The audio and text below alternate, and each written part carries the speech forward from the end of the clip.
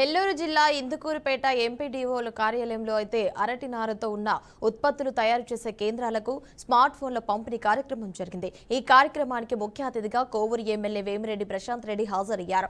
అరటి నారతో తయారు చేసే ఉప ఉత్పత్తులు ఎంతో అభినందనీయమని ఎమ్మెల్యే అన్నారు. ఈ చర్య వల్ల అనేక మంది మహిళలకు ఉపాధి అవకాశాలు లభిస్తాయన్నారు. మహిళల అభివృద్ధి కోసం ఇందుకూరుపేట మండలంలో ప్రభుత్వం 40 కోట్ల రూపాయల రుణాలు అందజేసిందని తెలిపారు.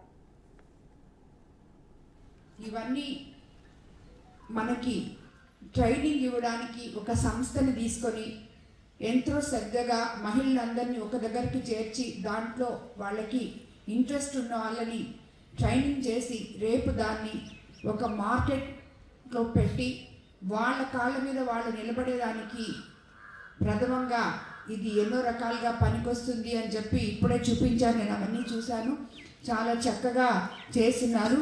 రాబోయే రోజుల్లో మనం ఈ స్వచ్ఛ భారత్లో భాగంగా ప్లాస్టిక్ని మనం నిషేధిస్తున్నామో దాని బదులు ఇటువంటి యాక్టివిటీస్ చేసి దానికి అనుసంధానంగా ఇవన్నీ మనం మార్కెట్లో తీసుకెళ్ళగలిగితే వీలైనంత ప్రక్షాళన మన వైపు నుంచి ముఖ్యంగా మహిళలము ఒక అడుగు ముందుకేస్తే అవన్నీ దానంతటికే అవే ముందుకెళ్తాయని చెప్పి కూడా నేను నమ్ముతున్నాను. అలాగే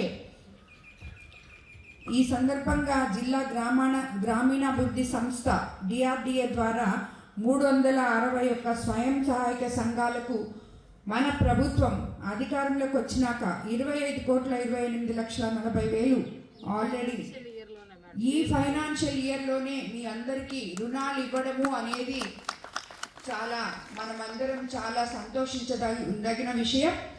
అలాగే శ్రీనది పథకం ద్వారా మరో 428 గ్రూపులకు 11,45,00,000 రూపాయలు రుణాలు అందజేయడం కూడా చాలా సంతోషం ఉంది.